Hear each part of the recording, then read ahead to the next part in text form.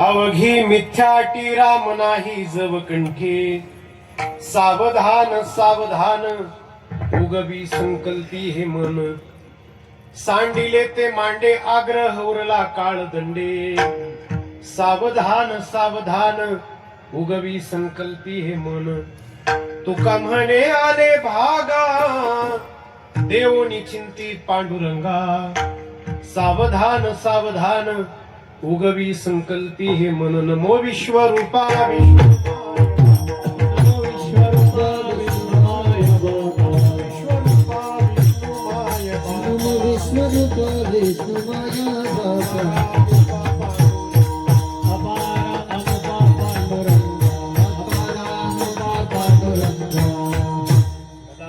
चक्रादि विरभावितांगम चिदानंद संलक्ष्य नाट्य स्वरूपम, यमादिष्ट भेदांग योग प्रवीणम समाधिस्थ मूर्तिम भजे ज्ञानदेवम, कृपाळू उदार माझा ज्ञानेश्वर तया नमस्कार वारंवार, न पाहे याती कुळाचा विचार भक्त करुणाकर ज्ञानाबाई, जया पूजिले आदरे पांडुरंगे, विमानस्थ केले प्रयाण प्रसंगे, तनुमानवी दिव्य रूपीच केले, न त्यागितीये दिव्य लोकासी नेली, मनोजवं मारुत तुल्य वेगं, जितेंद्रियं बुद्धिमता वरिष्ठं, वातात्मजं वानरयूथ मुख्यं, श्रीरामदूतं शरणं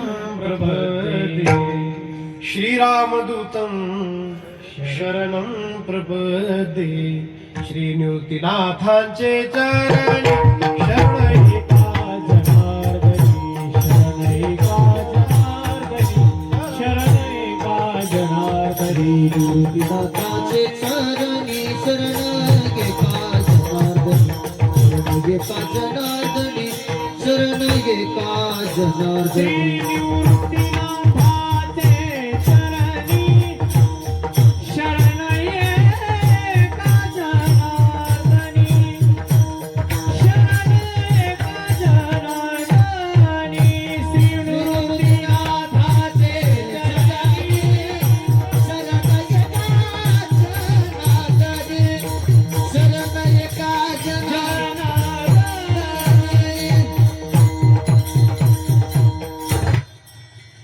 अवघी मिथ्याटी राम नाही जवकंठी, सावधान सावधान उगवी संकल्पी हे मन, थोडी मॉनिटरला ताकद द्या. वैराग्य शिरोमणी देहूचे सुप्रसिद्ध संत, ज्यांनी आपलं 42 वर्षांचं आयुष्य तुमच्या माझ्यासाठी चंदनासारखं झिजवलं, वारकरी भक्ती मंदिराचा भागवत धर्माचा जे कळस झाले, ज्यांना आपण जगद्गुरु असं म्हणून ओळखतो, त्या श्री तुकाराम महाराजांच्या अभंगाच्या गाथेतील एक छोटासा 4 कडव्यांचा अखिल मनुष्य जातीला सगळ्या जगाला नामस्मरणाविषयी सांगणारा उपदेश करणारा अभंग आजच्या या प्रथम दिवसाच्या सेवेच्या निमित्ताने मी तुमच्या समोर मांडला आहे. तुकाराम महाराजांचा नामस्मरण करा असा सगळ्या जगाला संदेश आहे, उपदेश आहे. तुकाराम महाराज म्हणतायत की हे माणसा, तोपर्यंत तुझी सगळी धावपळ आटी तोपर्यंत व्यर्थ आहे जोपर्यंत तुझ्या कंठामध्ये राम नाही. अवघी मिथ्याटी राम नाही जवकंठी. महाराज म्हणतायत सावधान हो, दक्ष हो, काळजी घे, कारण काळ जवळ येतोय, तुला कधीतरी संपायचंय, मरायचंय, याची आठवण ठेव, मनाची काळजी घे. सावधान सावधान उगवी संकल्पी हे मन. महाराज म्हणतायत की जो पसारा तू मांडलायस तो कधीतरी तुला सांडायचा आहे, सोडायचा आहे. पुढची व्यवस्था कर, पुढची शिदोरी जगतानाच इथंच गोळा कर, कारण कधीतरी आपल्याला जायचंय. सांडिले ते मांडे आग्रह उरला काळदंडे. तुकाराम महाराज शेवटच्या चरणात म्हणतायत की जगण्याची एक उत्कृष्ट पद्धत आहे. ती पद्धत अशी आहे की नशिबाने, निसर्गाने, नियतीने, प्रारब्धाने आपल्या वाट्याला जे काम दिलंय ते काम करता करता मुखामध्ये नाम असणं, राम असणं, यासारखी चांगली जगण्याची पद्धती नाही. तुका म्हणे आले भागा देवनी चिंती पांडुरंगा. असा गोड अर्थाचा अत्यंत चांगला सुंदर असा अभंग आजच्या या सेवेच्या निमित्ताने, प्रथम दिवसाच्या सेवेच्या निमित्ताने मी आपणा सर्वांच्या समोर गायला आहे. श्री क्षेत्र राजा हरिश्चंद्र संस्थान हरिश्चंद्र महाराजांची सेवा प्रतिवर्षी महाशिवरात्रीच्या पर्वावर आपण सर्व पंचक्रोशी या संस्थांची अनुयायी भक्त मंडळी आपण सर्व तन मन धनाने महाराज हरिश्चंद्राची सेवा आपण या ठिकाणी समर्पित करत असता. प्रभू पांडुरंगाची कृपा आहे. विश्वमाऊली ज्ञानेश्वर महाराज, जगद्गुरु संत श्रेष्ठ श्री तुकाराम महाराज, विश्वसंत गुरुनाम गुरु सद्गुरु ब्रह्मलीन श्री भगवान बाबा महाराज यांच्या छत्रछायेखाली वैकुंठवासी सद्गुरु श्री भीमसेन महाराज यांच्या आशीर्वादातून हरिभक्तिपरायण महंत गुरुवर्य श्री नामदेवजी महाराज शास्त्री यांच्या कृपा छत्राखाली आणि आपल्या सर्वांवर ज्यांचं आघाड प्रगाढ असं प्रेम आहे, प्रेम करणं हाच ज्यांचा स्वभाव आहे, आपल्यामध्ये उपस्थित असलेले पूज्य श्री वंदनीय आदरणीय श्री भगवानजी महाराज राजपूत यांच्या उपस्थितीमध्ये, त्यांच्या आयोजनामध्ये, त्यांच्या आज्ञेने प्रतिवर्षी हा शिवरात्रीचा उत्सव आपण सर्व भाविक आपल्या सर्व संत सज्जनांच्या सहकार्याने या ठिकाणी संपन्न होत असतो. त्यातली आजची ही सेवा, पहिल्या दिवसाची प्रारंभाची सेवा प्रेममूर्ती आदरणीय हरिभक्तिपरायण श्री भगवान महाराज शास्त्री यांनी माझ्या वाट्याला दिलेली आहे. मी भाग्यवान समजतो स्वतःला. या पवित्र अशा ठिकाणी महाराजांनी, भगवान बाबांनी मला या सेवेसाठी निमंत्रित केलं, बोलावलं. त्यांच्या समोर सेवा करता येते. मला असं वाटतं की माझ्या जीवनाला हा पुरस्कार आहे, सर्टिफिकेट आहे की ते समोर बसलेले असताना मला ही सेवा हरिश्चंद्र महाराजांच्या चरणी समर्पित करता येणार आहे. या निमित्ताने उपस्थित असणारी आपण सर्व भाविक मंडळी, पुरुष बांधव, माता भगिनी, ज्यांनी खूप गोड चाल या ठिकाणी सादर केली. आदरणीय हरिभक्तिपरायण श्री प्रकाशजी महाराज कातकाडे गुरुजी, आपल्या परिसराची अस्मिता, आपलं भूषण, महाराष्ट्राच्या मृदुंग क्षेत्राची ओळख तालमणी श्री भरतांना पठाडे, आदरणीय हरिभक्तिपरायण प्रसादजी महाराज यांनी गोड चाल या ठिकाणी सादर केली. या निमित्ताने ज्यांची ज्ञानेश्वरी भावकथा या ठिकाणी संपन्न होते आहे, आदरणीय हरिभक्तिपरायण गुरुबंधू श्री हनुमंत महाराज, सगळी नामदेव महाराज शास्त्रींची सगळी विद्यार्थी मंडळी ही शास्त्रीजींची, आपण सर्व भाविक टाळकरी गडाची सगळी सेवेकरी मंडळी, संस्थांची सगळी अनुयायी मंडळी आपण उपस्थित आहात. मला महाराज हरिश्चंद्र जशी बुद्धी देतील आणि श्री भगवान बाबा माझ्याकडून जशी सेवा करून घेतील तशी मोडकी तोडकी मला जशी जमेल तशी सेवा मी बाबांच्या चरणी, राजा हरिश्चंद्राच्या चरणी समर्पित करण्याचा प्रयत्न करेन. विठ्ठला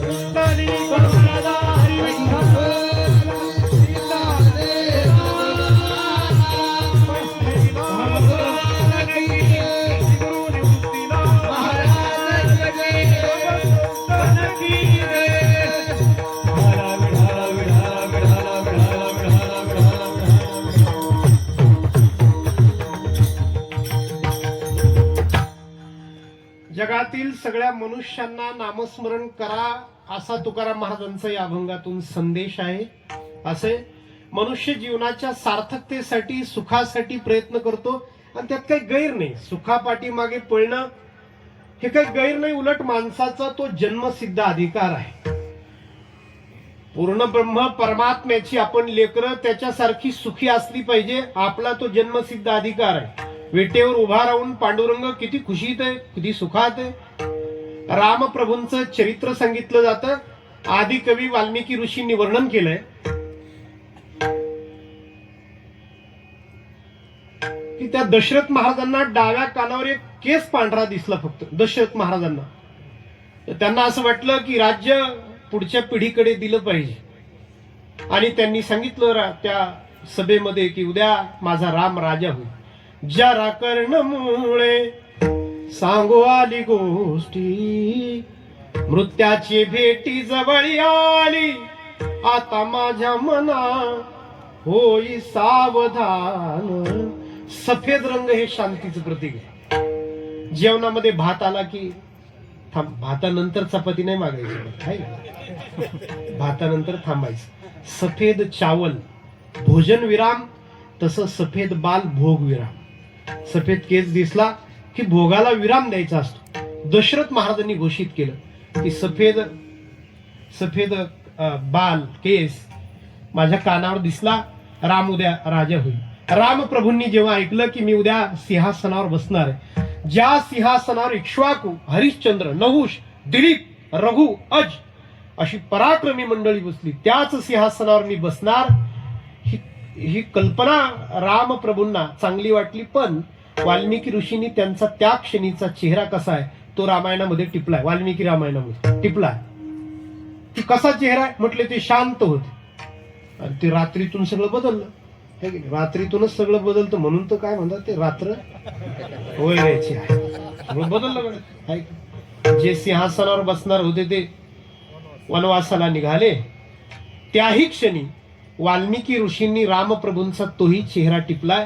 वाल्मिकी ऋषी म्हणतात की रामप्रभू जसे सिंहासनावर बसणार हे कळल्यावर शांत होते, तसं वनवासाला निघणार हे कळल्यावर सुद्धा शांत होते. देवाचं स्वरूप आहे सुख, आणि आपण त्याची लेकरं, सुखी राहणं हा आपला अधिकार आहे. जसं वारसा हक्काने श्रीमंत बापाच्या पोटी कधी दरिद्री पोरगा जन्माला येतो का? कसं काय? नाही येणार ना. कसं काय येईल? वारसा हक्काने त्याचं सगळं त्याला मिळणारच आहे. तसं देव जर सुखी असेल, देव जर आनंदी असेल, यो वै भूमातच सुखम श्रुती माता सांगते, वेद सांगतो आपल्याला, नाल्पे सुखम असते. परमात्मा व्यापक आहे, आणि व्यापक हे सुखरूप असते. सुखरूप परमात्मा जर इतका आपला बाप आहे, तर आपण त्याचीच लेकरं, आपण का दुःखी असू नये. आपण सुखासाठी प्रयत्न करावे. दुर्दैवाने सुखासाठी प्रयत्न करूनही सुख आपल्याला मिळत नाही. याला आपलं करंटे पण म्हणूयात, याला आपलं दैव म्हणूयात, याला आपलं नशीब म्हणूयात, याला आपलं कपाळ म्हणूयात, काय लक म्हणतात पोरं, आहे की नाही? लक, नशीब, प्रारब्ध नाही मिळत. जमिनीत टाकलेलं एखादं बी 10 दिशा आहेत, पूर्व, पश्चिम, दक्षिण, उत्तर, 4 उपदिशा आहेत, आणि एक वरची दिशा आहे ऊर्ध्व, एक खालची दिशा आहे, तिला काय म्हणतात? अध. जमिनीत टाकलेलं एखादं छोटस बी देखील जमिनीचं पोट फाडून बाहेर येतं. ते 9 दिशांना धावत नाही महाराज. ते पूर्वेला धावत नाही, ते पश्चिमेला नाही, ते दक्षिणेला नाही, ते उत्तरेला नाही. ते फक्त एकाच दिशेला धावतं, ऊर्ध्व. रामकृष्ण परमहंस विवेकानंदांचे गुरुजी असं म्हटले होते की त्याला सुद्धा सुखी होण्याची इच्छा आहे. त्याला सुद्धा देवा ज्याने आपल्याला घडवलंय, आपल्या निर्मात्याला पाहण्याची त्याला सुद्धा इच्छा आहे. ते एवढ्याशा बियाला ते जमिनीचं पोट फाडून तो अंकुर बाहेर येतो, आणि ते वरतीच का धावतं, तर ते परमात्म्याच्या शोधात निघतं. म्हणजे ते पण सुखाच्या शोधात निघतं महाराज. सुख शोधणं गैर नाही, पण ते सुख मिळत नाही, हा मात्र आपला अनुभव आहे. परमात्म्याची आपण लेकरं आणि आपण दुःखी आहे की नाही? परमात्म्याची आपण लेकरं, पण आपण चेहरा पडलेला आपला आहे की नाही? काय? आणि छोट्या छोट्या कारणाने, छोट्या एकाला विचारलं एवढा का चेहरा पडला, त्याला कीर्तनाला गेलं, चप्पलच गेली कडे. परत त्या काळे महाराजाच्या कीर्तना म्हणलं, काळे महाराजांनी लिहिली काय तुझी चप्पल? कमाल आहे महाराज. सुखाची आपण लेकरं, आणि दुःखात का काहीतरी फॉल्ट झालाय नक्की. 100% जगण्यात काहीतरी मूलभूत चूक आहे, फंडामेंटल मिस्टेक आहे, काहीतरी मूलभूत चूक आहे. अहो साधी गोष्ट आहे, मला जर या संस्थांवर यायचंय, मी जर इथं पाडला शिंगेऊन निघालो, मला राजा हरिश्चंद्र महाराजांकडे आज सेवेचा योग आहे, मला जायचंय सेवेला, मला सांगा बरं. त्यांनी सांगितलं की एक 40 किलोमीटर असेल, है ना, 40 किलोमीटर जा तुम्ही अशा रस्त्याने, गाडीच्या मीटरवर लक्ष ठेवा. माझ्या गाडीच्या मीटरमध्ये 45 किलोमीटर उलटून गेले, 50 किलोमीटर उलटून गेले, तरी सुद्धा संस्थान आलं नाही, लाइटिंग दिसली नाही, आवाज आला नाही. याचा अर्थ दिशा चुकली.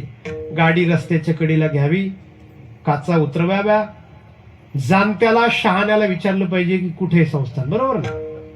का गाडी दामटत ठेवायची, हायवर डिझेल भरलेले, शहाण्याने थोडं कळील आहे की नाही, चूक मान्य केली पाहिजे ना. मी काल वाचलो गुरुजी, फार छान.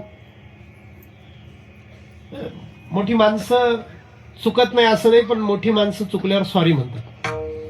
मोठी माणसं चुकत नाही असं नाही, ती चुकतात, फक्त ती चुकल्यावर सॉरी म्हणतात. आणि आपला फॉल्ट असा आहे की आपण शेवटपर्यंत, शेवटची विकेट जाईपर्यंत लढत राहतो. आपल्याला वाटतं नाही आता जिंकल का, मग जिंकल का, शेवटची पार शेवट. नवरा बायको घरी आले, ते बायकोच्या हातात कुलपाची चावी होती घराची, तिने कुलपात टाकली, फिरवली, ते का उघडेनच कुलूप. अंधार होता ओट्यावर. नवऱ्याने आपलं काहीतरी मदत करावी म्हणून मोबाईल चालू केला, बॅटरी पॉवर धरली, उजेड. तिने 10 मिनिटं प्रयत्न केला तरी ते खोले ना. शेवटी त्या नवऱ्याने सांगितलं, जरा मोबाईल, जरा चावी माझ्याकडे देते का. तिच्या हातात चावी होती, तिने 20 मिनिटं प्रयत्न केला होता, तिला ते उघडलं नाही. शेवटी चावी तिने नवऱ्याच्या हातात दिली, तर नवऱ्याच्या हातात मोबाईल होता, टॉर्च, बॅटरी. नवऱ्याने उजेड तिच्याकडे दिला, तिने मोबाईल धरला, त्याने ती चावी घेतली, टाकली त्यात, फिरवली, उघडलं. ते पहिल्याच सेकंदाला उघडलं, तिच्याकडून ते उघडलं नव्हतं. नवऱ्याने तिच्याकडे पाहिलं तर तिने सांगितलं, असा लाईट धरायचा असतो मग चावी कुलूप खोलायचा. असा कसा म्हणजे असा असा. एवढे मोठे तुकाराम महाराज आहेत महाराज, पण त्यांना चुकलो म्हणायला अजिबात काय वाटत नाही का. काय मी चुकलो गा, एक नाटाचा अभंग आहे तुकाराम महाराज. अख्खा अभंग चुकलो चुकलो चुकलो असा आहे, सॉरी सॉरी सॉरी असंच. मी तवानाथ अपराधी करणारी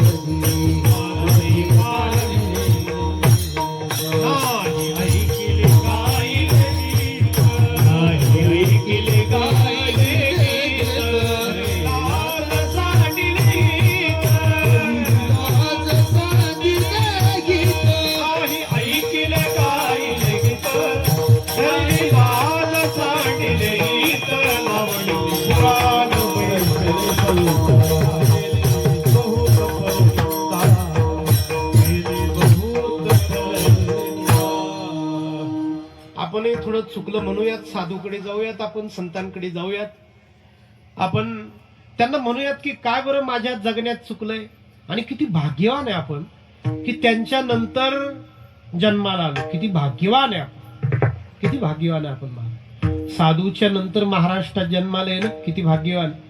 कधी असा विचार केला तुम्ही, कधी असा विचार केला की किती भाग्यवान आहे मी, 1-2 तासात जाऊन भगवान बाबांच्या समाधीवर मी डोकं टेकवू शकतो, अशा भागात मी जन्माला आलो. किती भाग्यवान आहे. 5 तासात जाऊन मी या माऊलींच्या समाधीवर डोकं टेकवू शकतो, किती भाग्यवान आहे मी. विनोबा भावे पंढरपूरला गेले, विनोबा भावे पांडुरंगाच्या चरणावर डोकं टेकवलं आणि ढळठसा रडायला लागले. त्यांना कुणीतरी विचारलं होतं, विनोबा का रडता. ते म्हटले होते, किती भाग्यवान आहे मी, जिथं तुकाराम महाराजांनी डोकं टेकवलं तिथंच मी पण डोकं टेकवलं. काय दृष्टी श्रीमंत असली पाहिजे नाही का, डोळे किती श्रीमंत असले पाहिजे. नाही तर आपण पंढरपूरला जाऊन येतो, आपले आल्यावर सुरू लय खराब रस्ता. आणि पंढरपूरचे ना हॉटेल चांगले नाही, म्हणजे तुम्ही जेवायलाच गेला होता फक्त काय नजर असेल महाराज, काय श्रीमंत डोळे असतील की त्या डोळ्यांना काहीच नाही दिसलं पंढरपूरमध्ये. फक्त एकच दिसलं, जिथं तुकाराम महाराजांनी डोकं टेकवलं तिथंच मी पण डोकं टेकवलं. भाग्यवान आहे मागवा, आपण भाग्यवान. आपल्याकडे ज्ञानेश्वरी असताना आपण तासन तास रिकामी गप्पा मारतो, याच्यासारखं काय दुर्दैव आहे. महाराष्ट्रीयन माणसाला कट्ट्यावर बसून, ते बसतात ना माणसं त्या अशी कट्ट्यावर, हा असा तो तसा, तो तसा तो तसा, 2 तास झाल्यावर जाऊ द्या. आपल्याला काय करायचं म्हणलं, 2 तास काय चाललं होतं मग काय माहिती, मग अभंगात प्रवेश चालला होता का प्रस्तावना चालली होती. महाराष्ट्रीयन माणसाला रिकाम त्या कट्ट्यावर, ओट्यावर, चोट्यावर बसून रिकामे कोणाची निंदा करण्याचा अधिकार नाही. का म्हणतो मी असं, कारण घरात ज्ञानेश्वरी आहे ना, कारण घरात गाथा आहे ना. म्हणून ज्या ज्यावेळी शंका येईल, ज्या ज्यावेळी सगळं संपलं असं वाटेल, ज्या ज्यावेळी मी संपलोच असं वाटेल, त्या त्यावेळी ग्रंथाकडे जावं, त्यांच्याशी बोलावं. गाथा उघडला तर तुकाराम महाराज आपल्याशी बोलतात, यापेक्षा काय पाहिजे बरं. ज्ञानेश्वरी उघडली तर माऊली आपल्याशी बोलतात, या पलीकडे काय पाहिजे. एकतरी भूमी अनुभवावी एकतरी ओवी अनुभवावी, एकतरी ओवी अनुभवावी, एकतरी ओवी अनुभवावी. नामा म्हणे ग्रंथ,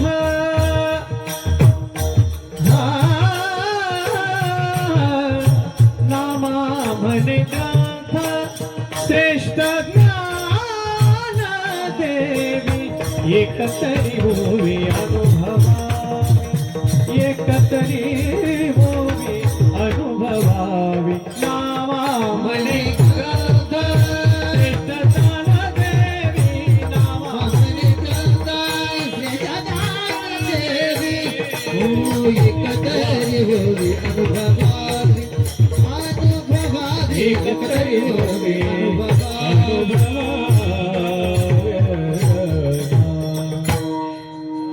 मी आज साधारणपणे 600 किलोमीटर प्रवास केला. गावाकडून तिकडे सटाण्याला गेलो, तिकडून इकडे आलो.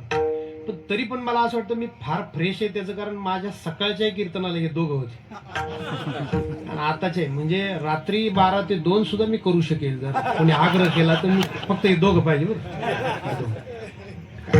मी सकाळी पण बोललो, महाराज यांच्या पिढीचे भरत महाराज आणि प्रकाश महाराज हे सर्वोत्कृष्ट वारकरी कलाकार आहेत महाराष्ट्रामध्ये, सर्वोत्कृष्ट. मला विचारलं तुम्हाला कोण पाहिजे साथीला, तर मी म्हणून हे दोघं पाहिजे. नामा म्हणे ग्रंथ, श्रेष्ठ ज्ञान देवी. एकतरी ओवी अनुभवावी. भाग्यवान आपण ज्ञानेश्वरी वाचू शकतो, त्यांच्याशी बोलू शकतो. काही जर जीवनात चुकलंय असं वाटतंय तर जाऊयात त्यांच्याकडे, तुकाराम महाराजांकडे बोलूयात, त्यांच्याशी संवाद करूयात की महाराज काय बरं चुकलं माझ्याकडून.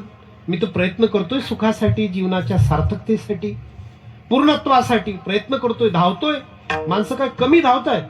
मी पहिल्यांदा मुंबईला गेलो महाराजजी आणि लोकलने गेलो, तर मी विचारलं होतं तिथं प्रचंड गर्दी, मला बसता येईना. मी तिथं विचारलं होतं ही शेवटची लोकल कितीला असते. त्यांनी सांगितलं, मला सांगितलं रात्री 2:30 वाजता.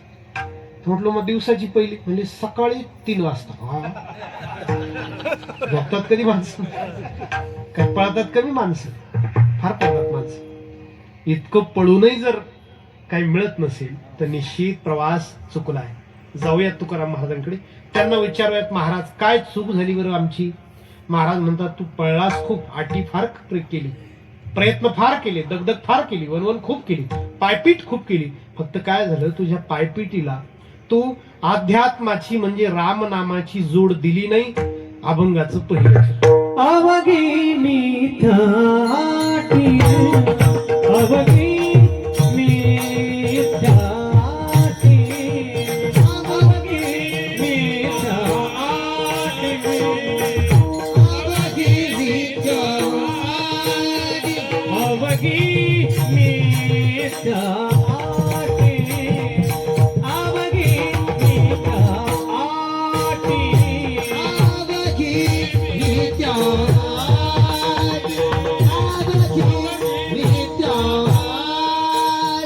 राम नाही जवकळती, राम नाही जवकळती, राम नाही जवकळती. सावधान सावधान सावधान सावधान. राम नाही जवकळती, राम नाही जवकळती, राम नाही जवकळती. सावधान सावधान सावधान सावधान.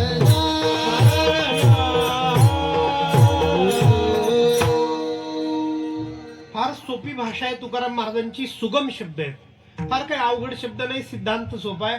तुकाराम महाराज म्हणतात अवघी म्हणजे सगळं, मिथ्या म्हणजे खोटं, आटी म्हणजे प्रयत्न. तोपर्यंत तुझे सगळे प्रयत्न खोटे, जोपर्यंत तुझ्या प्रयत्नांना, तुझ्या जगण्याला रामनामाची जोड नाही. सोपे शब्द आहेत, सोपं ज्याला बोलता येतं तेच संत आहे की. मी एक वाक्य वाचलं होतं, वाक्य ऐकलं होतं. आमचे गुरुजी वैकुंठवासी विठ्ठल महाराज गुले असं म्हणायचे की जो अवघडाचं सोपं करतो त्याला संत म्हणतात, आणि जो सोप्याचा अवघड करतो त्याला विद्वान म्हणतात. विद्वान विद्वान सोपी भाषा बोलत नाही महाराज कधी.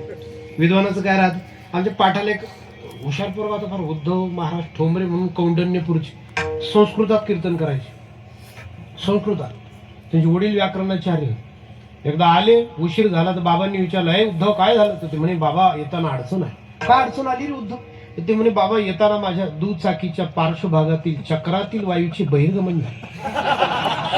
आता मी नवीनच होता, मी विचार केला दुचाकी म्हणजे सायकल, पार्श्वभाग म्हणजे बॅक साइड मागच्या चाकात, चक्रातील म्हणजे चाकातील, वायूचे म्हणजे हवेचे, बहिर्गमन पंक्चर झाली सरळ म्हण ना, चक्कर येऊन पडणार नाही का? जॉर्ज बर्नार्ड शॉ नावाचा एक युरोपाचा मोठा विचारवंत होऊन गेला. तो असं म्हटला होता की वक्ता तो आहे ज्याला श्रोत्याची भाषा येते. वक्ता तो आहे ज्याला श्रोत्याची भाषा येते. हा सोपे, फार काही अवघड नाही, सोपे शब्द आहेत, सुगम शब्द आहेत. काय शब्द आहेत? तुकाराम महाराज असं म्हटले की अवघी सगळं, मिथ्या खोटं, आटी प्रयत्न. तोपर्यंत तुझे सगळे प्रयत्न खोटे जोपर्यंत तुझ्या प्रयत्नांना रामनामाची जोड नाही. राम नाही जब कंठी. युरोपामध्ये एक शहर आहे ॲथेन्स, ऑलिम्पिक जिथून सुरुवात झाली. ग्रीस नावाचा देश आहे, मॅसिडोनिया नावाचं राज्य आहे, आणि त्या मॅसिडोनिया नावाच्या राज्यातून, ग्रीस नावाच्या देशातून, ॲथेन्स नावाच्या नगरीतून एक 22 वर्षांचा पोरगा जग जिंकायला निघाला. पहा, फार सुंदर आहे का? त्याचं नाव होतं अलेक्झांडर दी ग्रेट. आपण त्याला सिकंदर म्हणतो, सिकंदर. 22 वर्षांचा पोरगा वडिलांच्या मृत्यूनंतर गादीवर बसला आणि त्याला असं वाटलं की जग जिंकावं, केवढी महत्वाकांक्षा असली पाहिजे. तर त्याने सांगितलं आणि तो निघाला. 1,00,000 सैन्य घेऊन तो निघाला. 22 वर्षांचा पोरगा, देखणा उमदा तरुण, महत्वाकांक्षा, जग जिंकायच्या इराद्याने निघाला. आईजवळ गेला, राजमातेजवळ गेला. तिला विचारलं होतं, आई मी जग जिंकायला निघालो, तुझ्यासाठी काय आणू? आईने सांगितलं होतं, पोरा माझ्यासाठी तू भारतात जाणार? म्हणले हो. मग भारतात गेल्यानंतर माझ्यासाठी तू गंगा नावाच्या पवित्र नदीचं पाणी आण. पवित्र पाणी, होली वॉटर त्यांच्या भाषेमध्ये, पवित्र पाणी.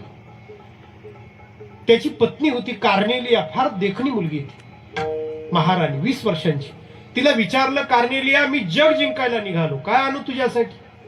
त्या कार्नेलियाने सांगितलं, माझ्यासाठी दागिने आणा. बाय माणूस, जीव सोन्यात अडकलेला राहतो. बाय माणसाचा जीव 2 सोन्यात अडकलेला राहतो. एक तर तिचा सोन्या, लेकरू तिचं लेकरू बाळ, आणि दुसरं हे सोनं. माझ्यासाठी दागिने आणा.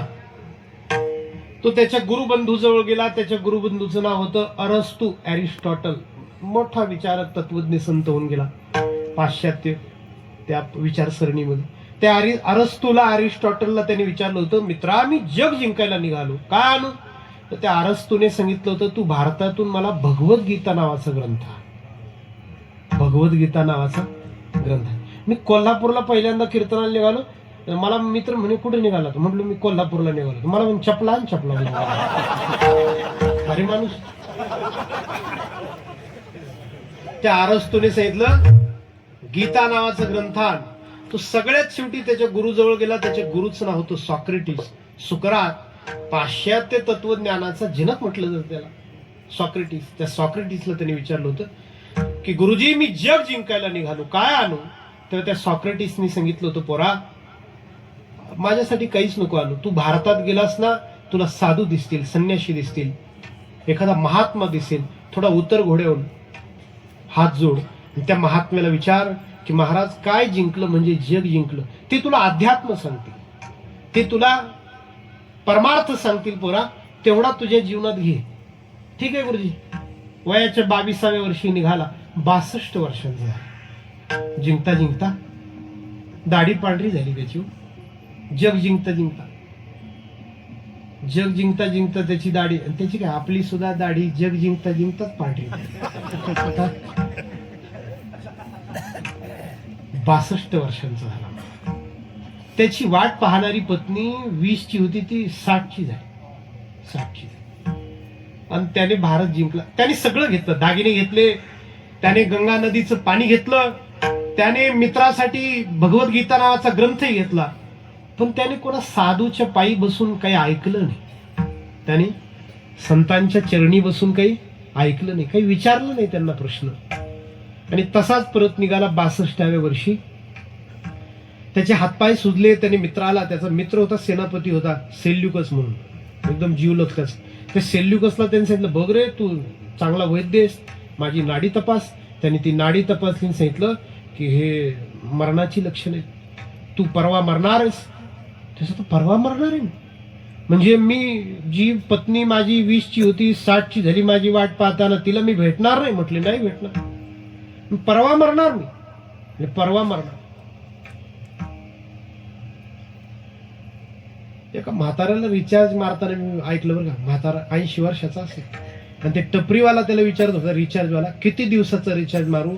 तर त्या म्हाताऱ्याने सांगितलं होतं 3 महिन्याचा रिचार्ज मार. म्हटलं काय कॉन्फिडन्स वेगळा, काय कॉन्फिडन्स आहे म्हटलो, कमाल आहे मोठी. मी परवा मरणार आहे, परवा. आणि मग तो लाखो करोडो वेळा हा दृष्टांत कीर्तनात सांगितला जातो, ऐकला जातो.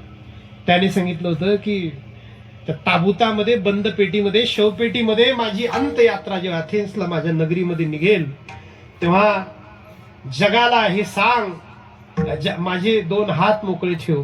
त्या 2 मोकळ्या हातांमधून मला जगाला फक्त हा संदेश द्यायचा आहे की सिकंदर येताना जसा आला जातानाही तसाच गेला. लाया था क्या सिकंदर दुनिया से ले चला क्या, या हात दोनों खाली बाहर कफन से निकले. म्हणून ज्या ज्या माणसाने, कोणी असेल, मी असेल, अजून कोणी असेल, ज्या ज्या माणसाने आपल्या जीवनाला रामनामाची, अध्यात्माची जोड दिली नाही, सिकंदर असला तरी जाताना त्याला असं म्हणावंच लागलं की लाया था क्या सिकंदर. त्यालाच तुकाराम महाराज म्हणतायत की अवही मिथ्या अटी. नको नको मना गुंतू माया जाळी, नको नको मना गुंतू माया जाळी, नको नको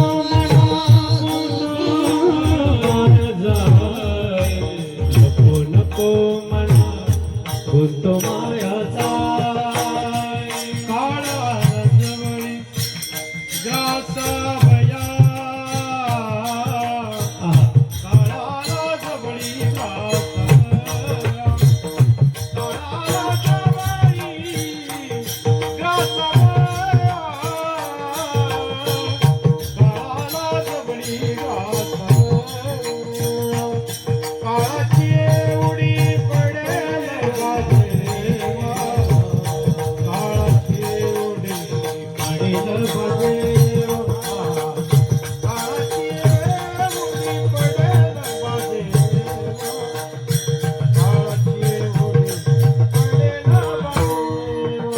काळाला जवळी ग्रास भया,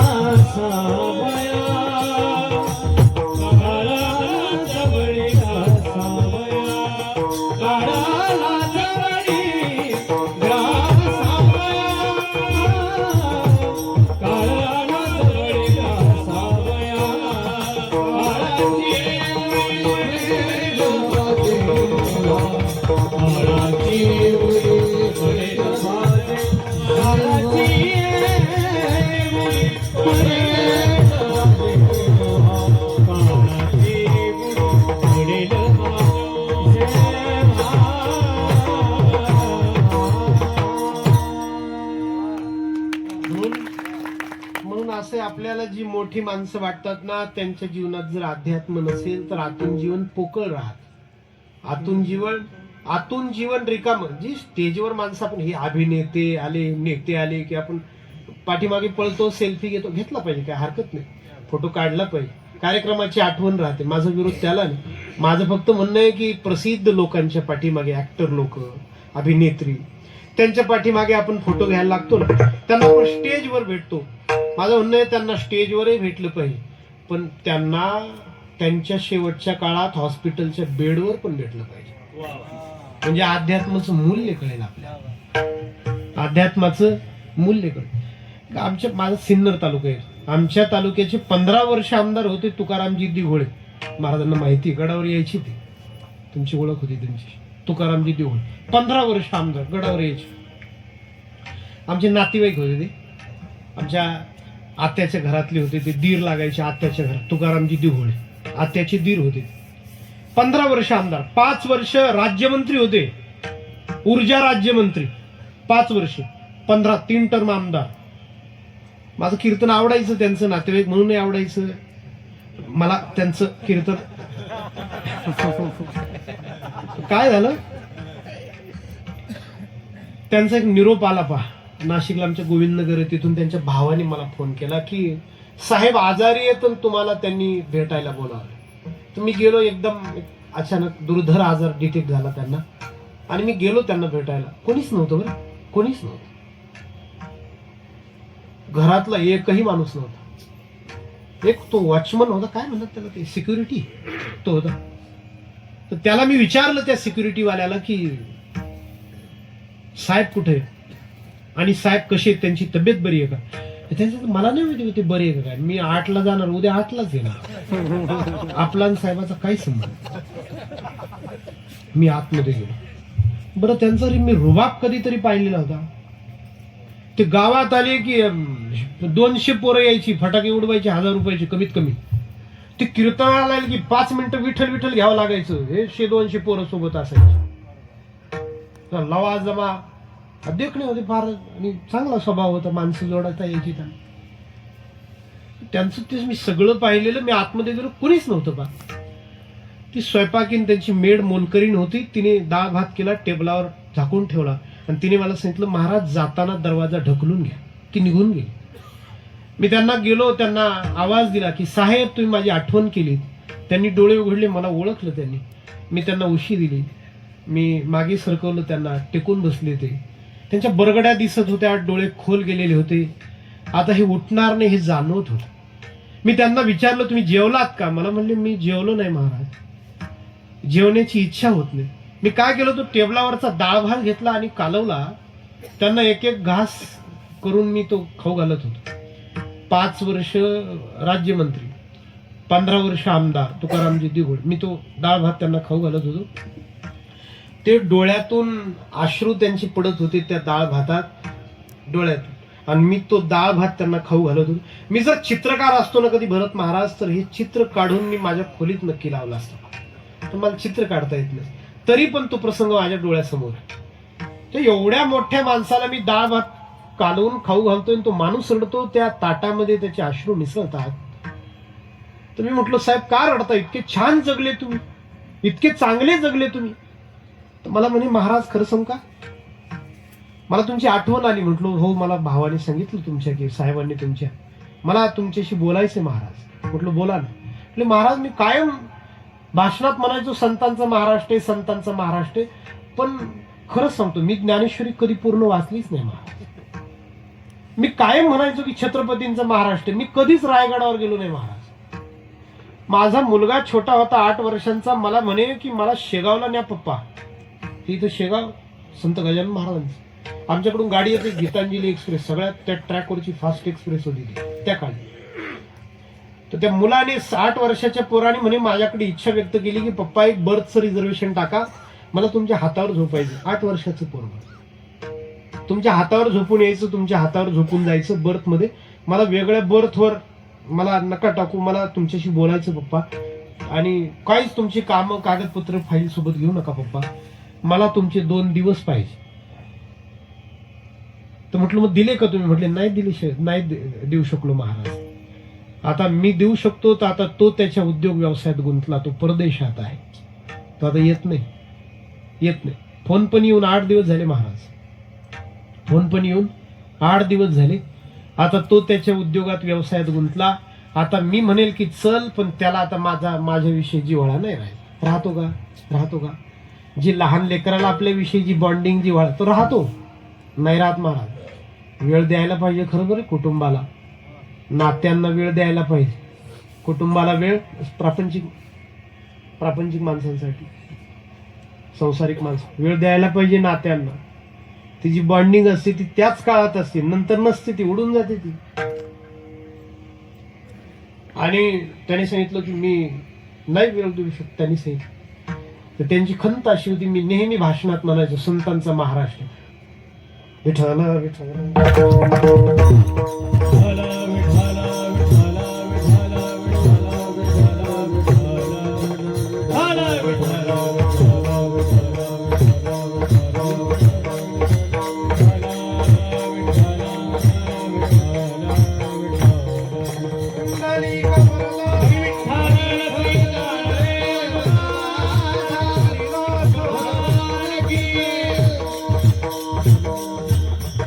मी कधीच गाथा वाचला नाही महाराज. परिणामी एवढा मोठा माणूस रडत होता हो. इतका मोठा माणूस रडत होता. अध्यात्माची जोड असू द्यावी जीवनाला, नाही तर सगळंच व्यर्थ आहे. हा, मनुष्याने फार मोठा असावं, खूप श्रीमंत असावं, खूप श्रीमंत असावं, मग त्याला रामनामाची जोड असावी, तर ते खूप शोभिवंत आहे. फार देखणं हे की फार देखणं तेव्हा जेव्हा त्याला अध्यात्माची रामनामाची जोड आहे. नसेल तर मग त्याला काही तुकाराम महाराज म्हटले होते, आले भागा ते करीतो, आले भागा ते करीतो, आले भागा ते करीतो, आले भागा ते करीतो. तुझे नाम उच्चारितो, तुझे नाम उच्चारितो, आले भागा ते करीतो, आले भागा ते करीतो, तुझे नाम उच्चारितो, तुझे नाम उच्चारितो, आले भागा ते करीतो, आले भागा ते करीतो. तुकाराम महाराजांचा इशारा आहे. तुकाराम महाराज स्पष्ट शब्दांमध्ये सांगतात की जर राम नाम तुझ्या मुखात नसेल तर सावधान, दक्ष हो, काळजी घे, अभंगाचं दुसरं चरण. सावधान सावधान सावधान सावधान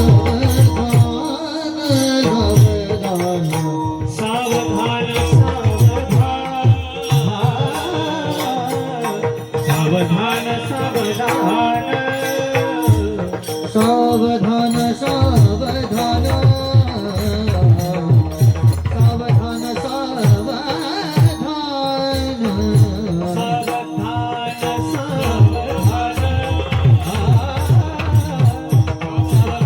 सावधान भुगवी संग बहेवान, भुगवी संग बहेवान, सावधान सावधान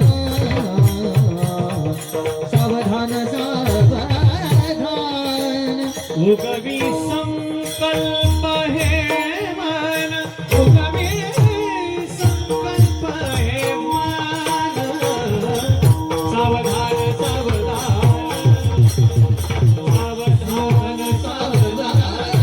सावधान सावधान. वारकरी संप्रदायाचा विचार असं म्हणतो की तुमच्या नित्याच्याच कामाला जर तुम्ही अध्यात्माची रामनामाची जर जोड दिली तर ते तुमचं नित्याचं काम तुम्हाला मोक्षापर्यंत पोहोच करील. वेगळ्या साधनेची गरज नाही. सोप्या भाषेत सांगतो, मी कीर्तन करतो, या कीर्तनात जर मी अशी भावना केली की इथं देव ऐकायला, इथं संत ऐकायला, इथं माऊली ऐकायला, इथं बाबा ऐकायला, भगवान बाबा ऐकायला, या भावनेने मी जर कीर्तन केलं महाराज, तर मला कीर्तनानेच मोक्ष सिद्धी मिळेल. वेगळ्या साधनेची गरज नाही. संप्रदाय म्हणतो बरं, संप्रदायाचा विचार असं म्हणतो बरं, तया सर्वात्मका ईश्वरा स्वकर्म कुसुमांची वीरा, पूजा केली हो या पारा तोषा लागे, मग ते पूजे रिजलेनी आत्मराजे, वैराग्य सिद्धी देजे पसाय तया. मग वैराग्य कामाचे ते हे विषय वैराग्य, आत्मलाभाचे भाग्य, जेणे ब्रह्मानंद योग्य होती जीव किंवा जीव होती. रोजच काम, रोजच काम, साधं काम असेल, पण ते काम जर अध्यात्माच्या जोडीने केलं तर तेच काम आपल्याला मोक्ष सिद्धी देऊ शकतो. केवढा मोठा विचार आहे महाराज. किती क्रांतिकारी संप्रदाय आपला, किती क्रांतिकारी. तुकाराम महाराज म्हणतात की राम नामाची जोड त्या संत श्रेष्ठ जनाबाई महाराज होते. संत श्रेष्ठ जन काय केलं त्यांनी? गोरा गोळा केला महाराज. काय केलं त्यांनी? पीठ दळलं, जात्या धान्य दळलं 14 लोकांसाठी पंढरपुरामध्ये. त्यांचे अभंग आहे. जात्याच्या मुखी घालिते मोत्याचे दाणे, जात्याच्या मुखी घालिते मोत्याचे दाणे. तुझ्या कृपेने विठ्ठला काही नाही होणे, मोत्याचे दाणे. जात्याच्या मुखी घालिते मोत्याचे दाणे. रोजच काम, रोजचं काम काय, धान्य दळायचं काम, धान्य दळायचं. पण ते तिथपर्यंत गेलं कारण त्याला देवाच्या नामाची जोड, नाम महत्वपूर्ण आहे. मुखामध्ये रामनाम. माणसं म्हणतात ते विलियम शेक्सपियर एक नाटककार आहे युरोपचा, फार प्रसिद्ध आहे. त्याचे 12 नाटक आहेत. 6 सुखांत, 6 दुःखांत. 6 सुखांत म्हणजे त्याची हॅपी एंडिंग, हिरो हिरोईन लग्न करतात ती हॅपी एंडिंग. आणि 6 दुःखांत आहे किंवा हिरोचा काय खूनच होतो, असं काहीतरी होतं, त्याला म्हणतात सॅड एंडिंग, बॅड एंडिंग. तर त्याच्यातलं एक त्या बॅड एंडिंगचं एक नाटक आहे हॅम्लेट. त्या हॅम्लेट नावाच्या नाटकातलं त्या विलियम शेक्सपियरचं जगप्रसिद्ध एक वाक्य आहे. आपण ते कायम कोट करतो ते वाक्य असं आहे की नावात काय आहे, नावात काय. ते हॅम्लेटचं नाटक आहे, त्या हॅम्लेट नाटकातलं वाक्य आहे, नावात काय आहे. पण तो विलियम शेक्सपियर जर कधी आला असता भारतात, महाराष्ट्रात, तर त्याने तुकाराम महाराजांची माफी मागितली असती. नावात काय आहे, नावातच सगळं, नावात काहीच नाही. शब्दाला ब्रह्म म्हटलंय महाराज. तुम्ही या इथे हरिश्चंद्र महाराजांसमोर रोज 12 वाद्य म्हणण्याची नियमावली करा. रोज ज्ञानेश्वरीचं 12 वाद्य, रोज सकाळी यायचं आपापल्या घरून, जिथून तुमचं गाव असं, मोटरसायकल लावायची, दर्शन करायचं, हरिश्चंद्र महाराजांसमोर ज्ञानेश्वरीचं 12 वाद्य म्हणा. लोक पाया पडतील महाराज, तुमच्या पाया पडतील, है की नाही. ओव्या म्हटल्या तर पाया पडतात लोक. गावच्या मधोमध उभं राहून शिव्या दिल्या तर लोक पायच मोडतात, है की नाही. मग कस काय शब्दात जर काहीच नाही, हे कस काय टंगड मोडतं पायाच पडतात, हे असं कस काय होतं. शब्दातच सगळं आहे, नामात सगळं आहे बरं.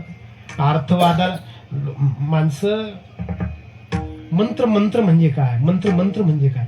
मंत्र म्हणजे शब्दांचा समूह आहे, आणि शब्दांचा समूह काम करतो. तू मूर्ख आहे म्हटल्यावर डोळे का लाल होतात जर शब्दात काहीच नसेल तर. तुकाराम महाराज म्हटले आमच्याकडे श्रीमंती पण शब्दांचीच आहे. आम घरी धन शब्दांची आम घरी शब्दांची आम्हा घरी शब्दांची चरणी, आम्हा घरी शब्दाची चरणी. शब्दांची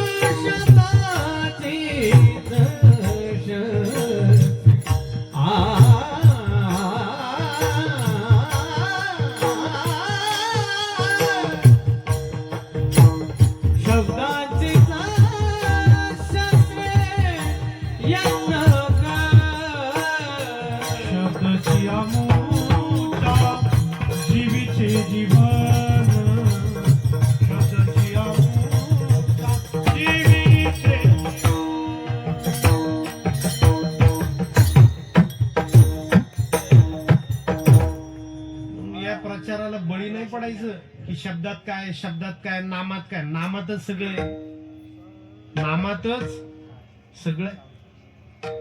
त्या इथं चराटा गाव कुठे, चराटा गाव इथं कुठेतरी गाव, चराटा इथे, हा इकडे गाव आहे चराटा. भगवान बाबांचा उत्सव होत असतो तिथं. ते अशोक महाराज शास्त्रीत नाही इलं, मला फोन केला, त्यांची कथा होती, बाबांची चरित्र. मला म्हणे महाराज या का काल्याच्या कीर्तनाला? म्हटलं येतो येतो महाराज. तू म्हणे तुमचं रात्रीचं कीर्तन. म्हटलं श्रीगोंद्या. मग तुम्ही घरी नका जाऊ, तुम्ही इकडंच या डायरेक्ट. मी अशा अशा गावाला या, अशा अशा गावाला या. मी काय केलं, तोपर्यंत गुगल मॅप काढलं, त्याच्यावर टाकलं, ते आलं बरोबर त्याच्यावर. तो म्हटलं शास्त्री महाराज तुम्ही बिंदास झोपा, मी येतो. गुगल मॅपवर विश्वास माझा. अहो ते रात्री 3 वाजता आम्हाला त्या गुगल मॅपने बिना पाण्याच्या बंधाऱ्यावर नेऊन घातलं. बिना पाण्याच्या बंधाऱ्यावर. बरं तुमच्याकडे मळ्यात लोक राहायला नाहीत, वस्तीवर लोक राहायला नाही. आमची गाडी पंक्चर झाली, तू इकडं जा तिकडं जा, पुन्हा दुसरी स्टेपनी पंक्चर झाली, आणि एक वस्ती दिसली महाराज आम्हाला. तर म्हटलं इकडं तर लोक मळ्यात राहत नाही, तरी पण तर तिथं मी आवाज दिला, भेदरलेलं जोडपं बाहेर आलं. पुरुषाचं वय असेल 40, आणि ती जी लक्ष्मी घरची, तिचं वय असेल 31-35चं वय असेल. खूप घाबरलेली. मी उतरलो, धोत्रावर होतो असाच नेहमीप्रमाणे. मी सांगितलं माऊली मी इथं भगवान बाबांच्या उत्सवासाठी आलो, इथं चराटा गाव, गाडी पंक्चर झाली आमची, मॅपने चुकवलं आम्हाला, मी भगवान बाबांच्या उत्सवासाठी आलो. त्यांनी आम्हाला सांगितलं घरात या महाराज, चटई दिली. झोपडीत राहणारी माणसं, गावात घर नाही म्हणून आली शेतावर राहायला, तुमच्याकडे जरी राहत नाहीत तरी. आश्चर्य वाटलं आम्हाला. आम्ही झोपलो. त्या माऊलीने सकाळी गरम पाणी दिलं, बाहेर दगडावर मी आंघोळ केली, तिने पिठलं भाकरी केली. मी जेवत होतो, तोपर्यंत पंक्चरवाला आणण्यासाठी तिचा नवरा गावात गेला. मी तिला विचारलं त्या बाईला की तू माझ्या बहिणीसारखी आहेस, मला एक सांग, माझा तुझा परिचय नाही, ओळख नाही, तरी पण तुम्ही आम्हाला घरात घेतलं, सकाळी आंघोळीला पाणी दिलं, आणि आता म्हणता की जेवून जा. ते कसं काय? तुम्हाला त्र्यंबक माहिती, तुम्हाला नाशिक माहिती, माझं गाव माहिती आहे? तर त्या मुलीने, त्या बाईने उत्तर दिलं होतं, महाराज मला ती त्र्यंबकेश्वर मी फक्त ऐकून आहे, मी कधीच आले नाही महाराज, मला नाशिक मी कधीच आले, आमची गरिबीच फार आहे, कुठंच जात नाही आम्ही. मग म्हटलं तुम्ही आम्हाला घरात घेतलं, त्याने सांगितलं फक्त तुम्ही बाबांचं नाव घेतलं म्हणून घरात. हा ताकद आहे महाराज नावात. हा काय ताकद! छत्रपती शिवाजी महाराज की जय हे आजच्या तारखेला सीमेवर मराठा बटालियनचं घोषवाक्य आहे. नावाने अंगात ताकद येते, म्हणून याला कधीच बळी पडू नका की नावात काय, देवाच्या नावात काय. नावातच सगळं नावात आहे. त्या नावाची जोड आपल्या प्रपंचाला नक्की द्या मायबाबर, नक्की द्या, नाही तर सगळं व्यर्थ. अवघी मिथ्याटी राम नाही जवकंठी, सावधान सावधान उगवी संकल्पी हे म्हणून तुकाराम महाराज म्हणतात सावधान. सावधान शब्द आपण आपले परिचित आहेत, आपण ऐकलेले आहेत, है की नाही? ऐकलेत का? कुठे ऐकले ते? मंडपातच ऐकले. कोणत्या मंडपात? त्या मंडपात ऐकले. एवढे काही लक्ष दिले नव्हते, पण ऐकले होते, कानावर पडले होते. सावधान. खरं तो शब्द काही फक्त मंडपातला नाही, तो जीवनासाठी. धोका जास्त असला की सावधान शब्द वापरला जातो. धोकादायक वळण असेल की लिहिलेलं राहतं, सावधान पुढे धोकादायक वळण आहे. निसरडा काठ असेल नदीचा बागायती क्षेत्रामध्ये, की तिथं पाटी लिहितं इरिगेशन वाले, पाटबंधारे वाले, की सावधान इथं निसरडा नदीचा काठ आहे, शेवाळ आलेला आहे. सावधान, दक्ष राहण्याची काळजी घ्या, दक्ष राहा, काळजी घ्या, यासाठी शब्द वापरला जातो सावधान. तुकाराम महाराज म्हणतात सावधान. पण मग दोनदा का वापरले तुकाराम महाराजांनी सावधान शब्द? दोनदा का? एकदा म्हटले असे कळालं असतं. साधूंचे शब्द हे सूत्र रूप असतात, आणि सूत्राचं लक्षण आहे अल्पाक्षरमा संदिग्धम सार्वत विश्वतो मुख नसतो म्हणून. कमी शब्दांमध्ये खूप अर्थ सूत्राचं लक्षण आहे. आणि मग तुकाराम महाराजांनी हे सावधान सावधान शब्द दोनदा का वापरले? तुकाराम महाराजांना सावधान शब्द नेहमी दोनदा वापरावा वाटतो. सावध झालो सावध झालो हरीचा आलो जागर, हरीचा आलो जागर, हरीचा आलो जागर.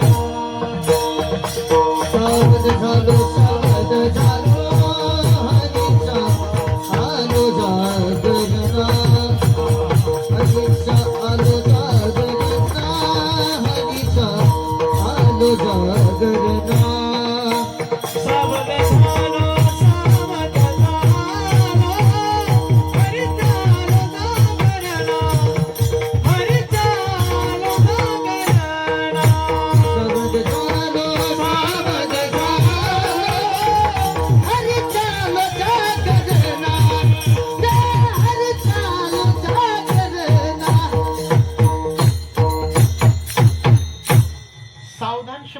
नका. तिथेही सावध झालो इथे पण सावधान सावधान. दोनदा सावध शब्द का? त्याचं कारण असं आहे की दोन गोष्टींपासून खूप जास्त सावधान. दोन गोष्टींपासून खूप जास्त सावधान. आमचे गुरुजी होऊन गेले आळंदीमध्ये. आम्हाला त्यांनी ज्ञानेश्वरी शिकवली. एकदा असं म्हटले होते की पोरांनो उपवास करता की नाही? तर म्हटलं करतो ना बाबा. कोणता उपवास? म्हटलं बाबा एकादशी करतो, सोमवार करतो. तुम्ही म्हटले ते 5 करायचे असतात. रामनवमी, गोकुळाष्टमी, नृसिंह जयंती, वामन जयंती आणि शिवरात्र. तो पण उपवास करायचा असतो, पूर्ण करायचा असतो. काहीच खायचं नाही शिवरात्र. काहीच खायचं नाही बरं. काहीच खायचं नाही. नाही जमलं तर फलार करायचा, फलार. नाही जमलं तर फराळ करायचा, फराळ. थोडा करायचा. 1-1.5 किलो साबुदाणे खिचडी खायला. जास्त थोडासा खजूर, केळी, आहे की नाही, साबुदाण्याचे वडे, हा रताळे. एखाद्याचा कडक उपवास आहे. कडक म्हणलं कसं काय? सगळे कडक पदार्थ आहे. वडे कडक, शेंगदाणे कडक, पापड्या कडक. झाला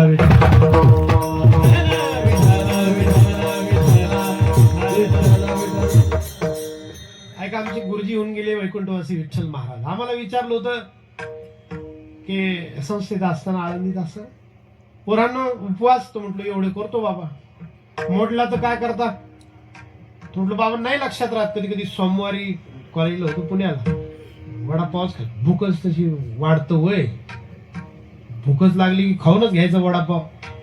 तुम काय करायचं असतं बाबा? बाबांनी म्हटलंय काय नाही, वय तुमचं हरकत नाही, जाणून बुजून करू नका. झालं तर गिल्ट, असं काही चुकल्यासारखं अपराधीसारखं मनात ठेवू नका. 2 उपवास मात्र कधीच मोडू देऊ नका. कमाल आहे. मोडलं तर चालते म्हणतात आणि मोडूही देऊ नका म्हटलं. तर म्हटलं कोणते 2 उपवास बाबा? आम्हाला बाबांनी असं सांगितलं होतं पोरांनो 2 उपवास आहेत. एक आहे परधनाचा, दुसरा आहे परस्त्रीचा. बाकीचे दुसरे मोडले तरी हे मोडू द्यायचे नाही. आणि अख्खे बाकीचे करायचे. या 2 ठिकाणी फेल. साबुदाणा खाऊन अर्थ नाही. वारकरी संप्रदाय नीतीसाठी फार आग्रही आहे माय बाप. नीतीसाठी बरं. आणि नीतीची ओळख 2च ठिकाणी होते. नीतीची ओळख, हा मनुष्य नीतिमान आहे किंवा नाही हे 2च ठिकाणी कळतं. परद्रव्य परनारी यांचा धरी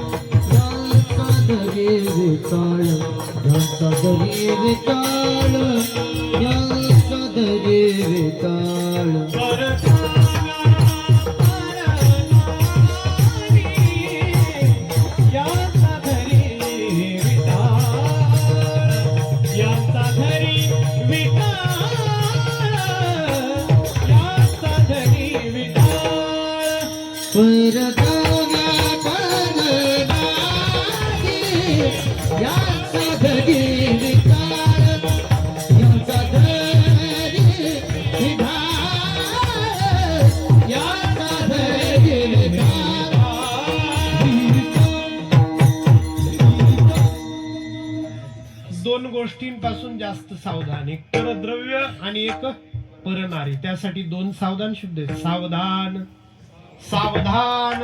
पहिला सावधान परद्रव्यासाठी.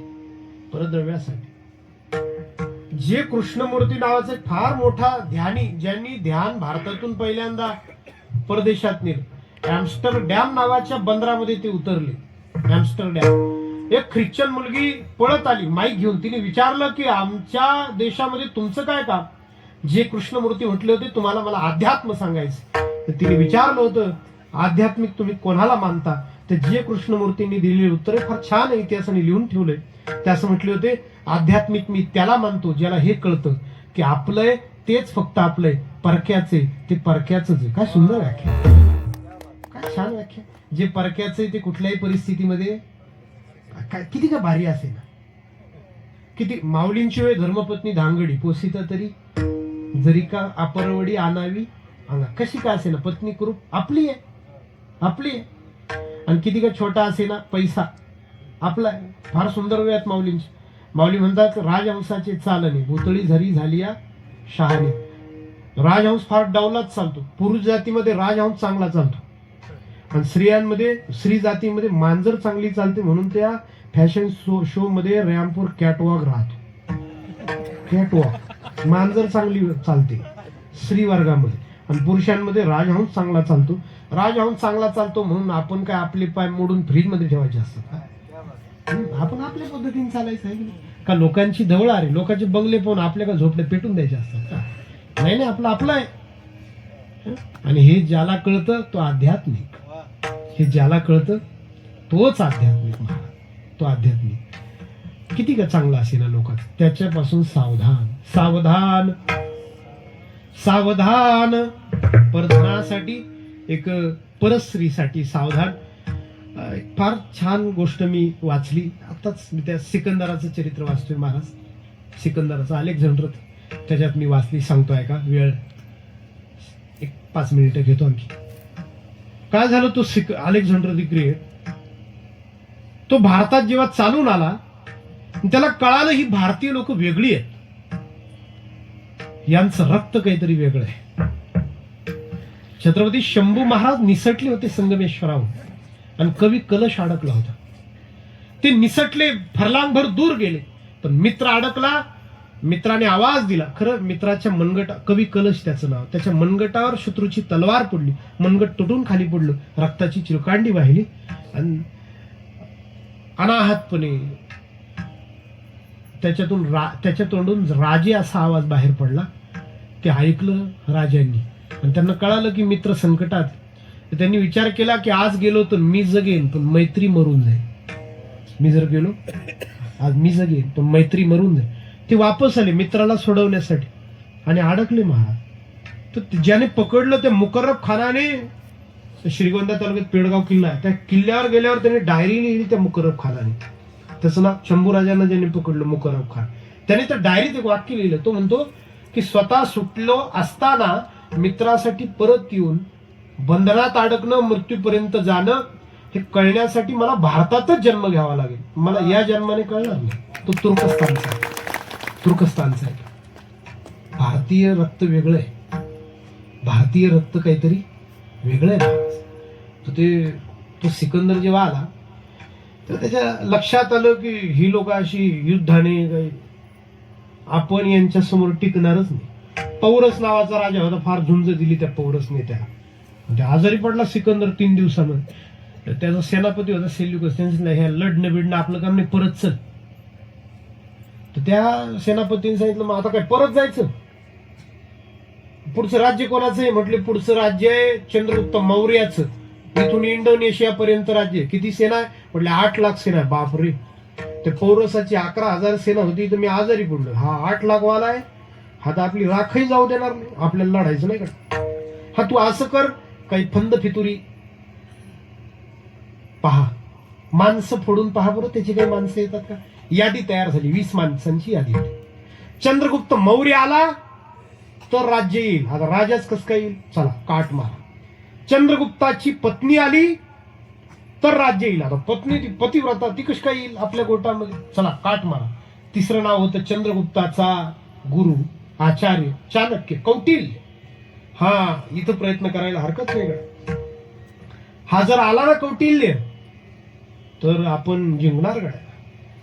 ते सेनापती सेल्युकस तो बाजारात गेला, त्याने शेतकऱ्याचे कपडे विकत घेतले, बैलगाडी घेतली, बैल विकत घेतली, बैलगाडी भर सोनं रचलं, सोनं, बैलगाडी भर सोनं. बैलगाडी सोनं काय किलो आहे सध्या बीड मध्ये? तेच सोनं, तेच सोनं. आणि मग ते बैलगाडी भर रचलं त्याने, बैलगाडी भर. कशाला? तो राजाच्या गुरुला आपल्याकडे आणायचं, फोडायचं. आणि तो सेल्युकस शेतकऱ्याचे कपडे घालून चंद्रगुप्त मौर्याच्या राजधानीमध्ये गेला. संध्याकाळची वेळ. त्याने विचारलं महामंत्री चाणक्य कुठे? उत्तर मिळालं ते नगरीत राहत नाही, ते नदीच्या काठी 2 शेणाने सारवलेल्या झोपड्या आहेत, तिथं राहत. ठीक आहे. त्याला आश्चर्य वाटलं, इतक्या मोठ्या राज्याचा राजा, त्याचा गुरु शेणाने सारवलेल्या झोपडीत राहत, कमाल आहे मोठी. तो गेला संध्याकाळी, बैल सोडले त्याने, बैल झाडाला बांधले, बैलगाडी सोडली त्याने. झोपडीमध्ये आचार्य चाणक्य. संध्याकाळची वेळ. 2 समया ठेवलेल्या होत्या, दोन्हीतही तेल होतं. एक समई पेटवलेली होती, एक विझवलेली होती. आणि डेस्क असा बैठी टेबल ठेवलेला होता, त्याच्यावर चाणक्य काहीतरी लिहित होते.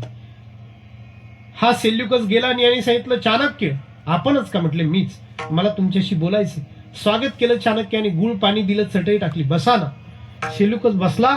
सेल्युकसने सांगितलं, इथं काही कोणी ऐकणार तर नाही ना, सगळ्या मिटिंगा काही मंदिरावर होत नसतात, आहे की नाही? काही ढाब्यावरच होणार ना महाराज. इथं कोणी नाही ना, कोणी ऐकायला तर नाही ना.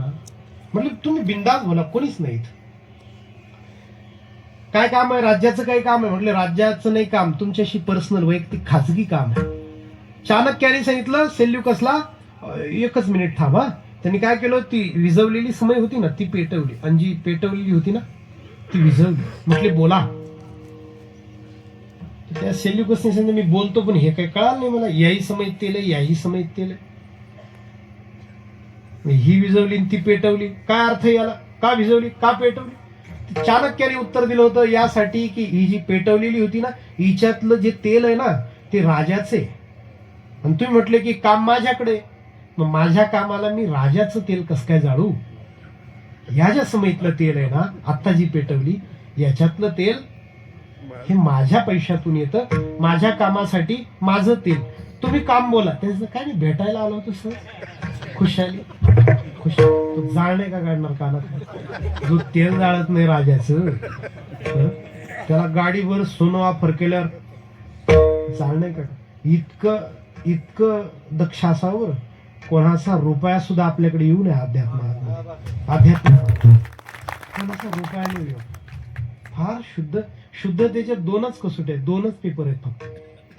चारित्र्यवानाचे, चरित्राचे हे दोनच पेपर आहेत, दोनच निकष आहेत. त्यासाठी तुकाराम महाराजांनी 2 सावधान शब्द घातले. सावधान, सावधान उगवी संकल्पी हे मन. मन संकल्पापासून, विकल्पापासून मागे घे. कारण माणसाच्या सुख आणि दुःखाला कारणीभूत कोण आहे? तर फक्त आणि फक्त मन आहे. म्हणून मनावर साधू संतांनी खूप अनंत, खूप खूप अभंग लिहिले. करी हेची काम मन जपे, राम राम राम राम, लागो हाची छंद, लागो हाची छंद. मन मूल्यवान का? कारण सुखाची निर्मिती, सुखाचं जनरेटर मन आहे, आणि दुःखाचं पण जनरेटर, निर्माता मनच आहे महाराज. तुम्हाला असं वाटतं परिस्थिती सुख आणि दुःख निर्माण करते? कधीच नाही. तुम्हाला असं वाटतं की परिस्थिती, तुम्हाला सांगतो मी, परिस्थितीने जर कधी सुख आणि दुःख निर्माण केलं असतं तर बंगल्यात राहणाऱ्या माणसांनी कधीच झोपेच्या गोळ्या खाल्ल्या नसत्या. आणि परिस्थितीने जर दुःख निर्माण केलं असतं महाराज, तर विदर्भातल्या मोझरी गावातल्या संत तुकडोजी महाराजांनी ती एवढी, या झोपडीचं माझ्या कविता कशाला केली असते? झोपडीचं कौतुक करणारी. सुख आणि दुःख. मी शेवगाव तालुक्यात आलो महाराज पहिल्यांदा. एकदा काय गाव आहे मला आता आठवणार नाही, कीर्तन होतं, आणि ते तुमच्याकडे ते शेअर बाजारचा स्कॅम झाला माझ्या सगळं. ते 8-9 पोरं त्यांनी ऑफिसेस टाकले, पैसे गुंतवले लोकांनी. ते म्हणे लाखाला काय 12,000 रुपये व्याज देतो, लाखाला 12, ते लाखाचे 12,000 झाले बरोबर. ते पोरं गेले पळून, शेअर बाजारात गेले पळून. ते नेमकंच झालं होतं. ते आलो मी शेवगाव तालुक्यात. मला सोमनाथ महाराज कराळेंनी बोलावलं. मी त्या गावात कीर्तनाला गेलो बरं का, पठडे गाव. आणि मी बसलो होतो, फेटा बांधत होतो. फेटा मन सांगतो तुम्हाला, मन बरं. फेटा बांधत होतो, कीर्तन सुरू. एक माणूस आला, महाराज आमच्या तालुक्यात कोट्यवधीचा फ्रॉड झाला, स्कॅम झाला. तर म्हटलं मी ऐकलं काल टीव्हीला, पाहिलं मी युट्यूबला पण पाहिलं बातम्याला. अहो आमच्या गावातले तर प्रत्येक माणसाचे पैसे आहेत महाराज. तर म्हटलं तुम्ही कुठले? मी पण इथलंच. म्हटलं तुमचे किती पैसे, तुमचे काय आहेत की? म्हणे आपले 5 लाख आहेत महाराज, 5 लाख. म्हटलं पण तसं काही तुमच्या चेहऱ्यावर मला वाटत नाही अजिबात की तुमचे 5 लाख आहेत. तुम्ही खुश आहे, एकदम फ्रेश आहे, कीर्तनाला आले. जवळ आले, माझ्या कानात सांगितलं, महाराज आमच्या गावातला एक माणूस आहे, त्याची 1.5 कोटी, 1.5 कोटी. म्हणजे त्याची 1.5 कोटी म्हणून, नाही तर हा सळायला जास्त पाहिजे, हा आडमी. मग हा कीर्तनाला बिर्तनाला अजिबात नाही, बिलकुल. फक्त त्याची 1.5 कोटी आहे या भावनेने हा. आता आता हे सुख जनरेट कोणी केलं की त्याची 1.5 कोटी गेले, त्याची 1.5 कोटी गेले गड्या, हे मनानेच निर्माण केलं ना. हा? मी जर गावचा टॉपला 5 लाख जर मी झोपलो असतो, 5 लाखला जर बुडालो असतो, हा माझे हे पण दुःखही मनच निर्माण करतो हो. म्हणून मनावर मेहनत घ्यावी माणसाने. तुकाराम महाराजांचं म्हणणे संकल्प विकल्पापासून मन असं बाजूला करा. संकल्पही करू नका, विकल्पही करू नका. मन सुख दुःख जनरेट करतं मन. म्हणून उगवी संकल्पी हे मन, सांडिले ते मांडे, आग्रह उरला काळदंडे. जो पसारा तू मांडलायस तो कधीतरी तुला सांडायचाय, सोडायचाय, याची आठवण ठेव. हे की नाही? फार जर कधी अहंकार झाला, एक वाक्य वाचलं मला फार आवडलं. फार जर खूप स्वतःवर कधी अहंकार झाला तर थोडं मातीला विचारावं, कभी अपने आप पे बहुत गुरूर आहे. गुरूर म्हणजे अहंकार. ठीक आहे, आपल्याला वाटतं ना मी देखणा आहे, मी खूप ज्ञानी आहे, असं वाटतं आपल्याला. सकाळी कीर्तनाला निघालो होतो, माझ्या समोर एक स्कॉर्पिओ होती, त्याच्यावर लिहिलं होतं 52 वाकडं नदीवर लाकडं. म्हणलं काय खतरनाक डेंजर माणूस असणार. म्हटलं काय वस्तू बसलेली असेल आतमध्ये. तर फार वाक्य मला ते वाचलं, आवडलं. म्हणजे हे वाकडं ते लाकडं नाही, दुसरं वाक्य. वाक्य असं होतं कि कभी अपने आप पे बहुत गुरूर आए, गुरूर म्हणजे अहंकार. कभी अपने आप पे बहुत गुरूर आए तो मिट्टी से पूछना सिकंदर आजकल कहाँ है. कधी मातीला विचारावं की कुठे तो जगत जेता सिकंदर. ती माती सांगेल गाडून टाकला, ठेवला सुद्धा नाही, फार पाहुण्या रावळ्या सहित संपवला. ठेवलाच. आपण फार छोटी माणसं आहोत. कबीर महाराजांचा अभंग, मत करना अभिमान रे बंदे, मत करना अभिमान, तेरे जैसे लाखों आए, लाखों इस मिट्टी ने खाए. मत करना अभिमान रे बंदे, मत करना मरायचं याची आठवण ठेव. जीवनाला अध्यात्माची, रामनामाची जोड दे. तुकाराम महाराज म्हणतात. एक सांगू का, जगण्याची उत्कृष्ट पद्धत आहे माणसा. तुकाराम महाराज म्हणतात नशिबाला जे काम नियतीने प्रारब्धाने दिलंय, देवाने दिलंय, ते काम प्रामाणिकपणाने काम करता करता मुखात राम असणं, नाम असणं, याच्यासारखी चांगली जगण्याची पद्धत नाही. शेवटचा तू का म्हणे तू का म्हणे आले भागा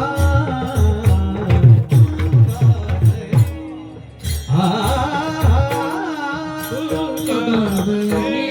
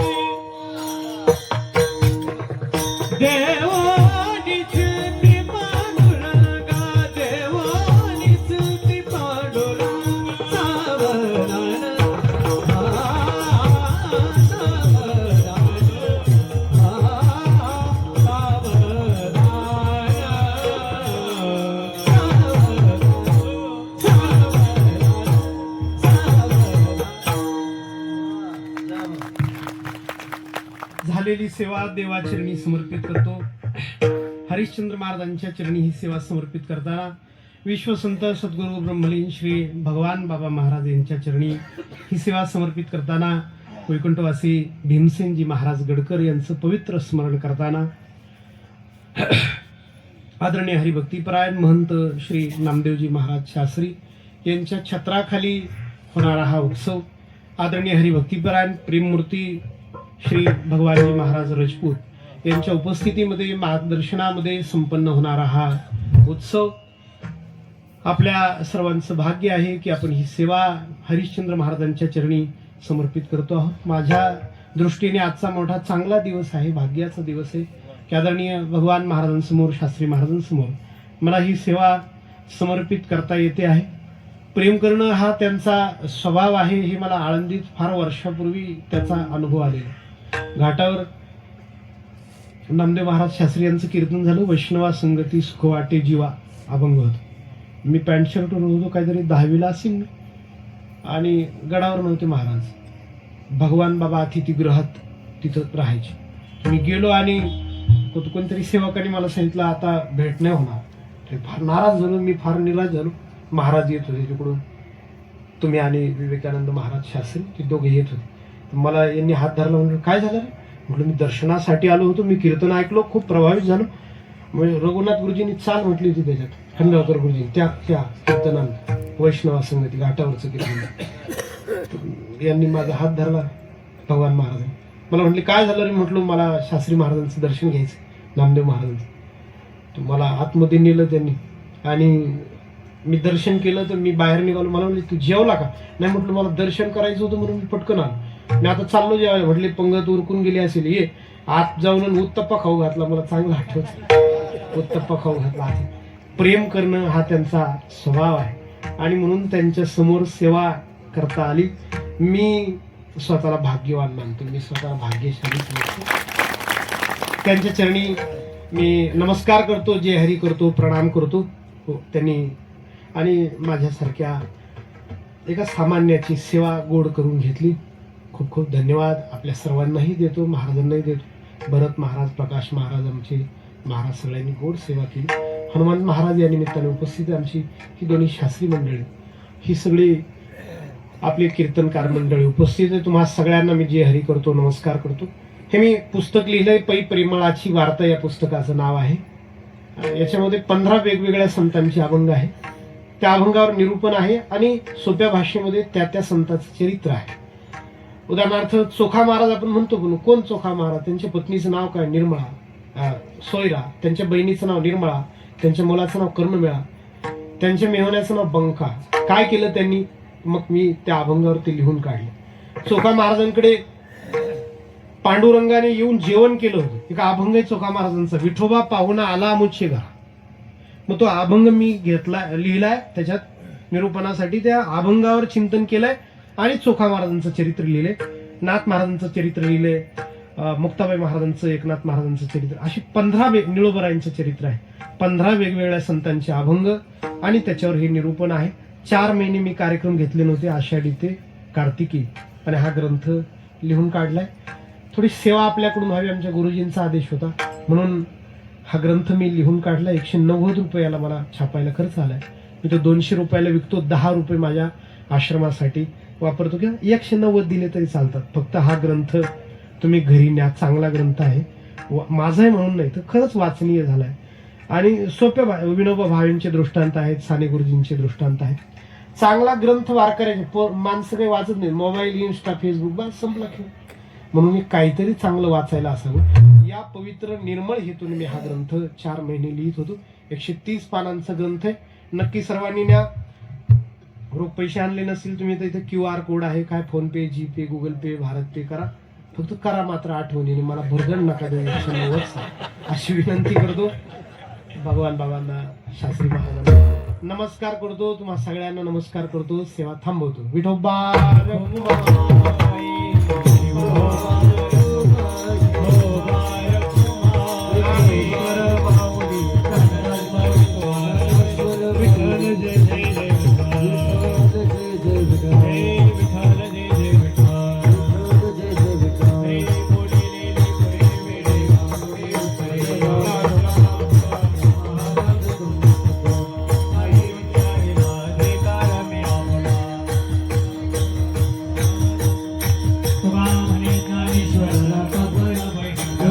शबक राज महाराज तुम्ही ज्ञानदेव